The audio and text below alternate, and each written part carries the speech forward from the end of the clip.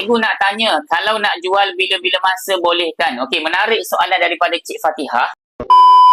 Adakah boleh bila-bila masa sahaja kita nak jual emas? Jawapan dari sudut teknikal adalah boleh. Maknanya kalau tuan-puan simpan emas hari ni dan tuan-puan nak jual sejam selepas beli, jawapan dia boleh. Tak ada masalah. Nak jual esok boleh, lusa boleh, bulan depan boleh, tahun depan boleh, 2 tahun depan boleh.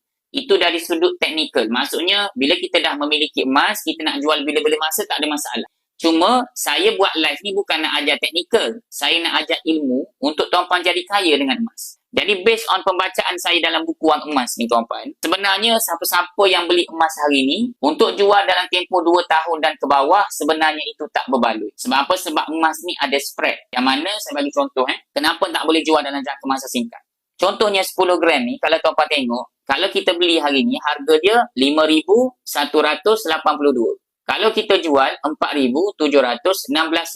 Jadi kalau kita genapkan, tuan-puan beli 10 gram ni harga RM5,000. Tuan-puan jual balik dapat dengan RM4,700. 300 tuan-puan rugi. Jadi sebab itulah kalau ikut guru saya tuan-puan, tidak boleh jual emas dalam jangka masa singkat dari sudut ilmu untuk tuan-puan tak rugi dengan emas. Kalau tuan-puan jual juga boleh, dari sudut teknikal boleh jual, tapi dari sudut ilmu tuan-puan rugi sebab beli RM5,000, jual balik RM4,700. Jadi kesimpulannya, kalau siapa-siapa yang nak belajar simpan emas ni, yang pertama kena faham rules. Yang mana simpan emas ni untuk jangka masa panjang. At least lah tuan-puan nak simpan ni dalam tempoh 2 tahun dan ke atas, maka duit tersebutlah yang sepatutnya ditukarkan dalam bentuk simpanan emas. Jadi saya harap menjawab soalan Cik Fatihah. Kalau siapa-siapa yang tengok live ni nak menyimpan emas di bawah bimbingan Cikgu Ridwan, tuan-puan boleh isi sahaja beg biru dekat bawah. Saya akan hubungi tuan-puan.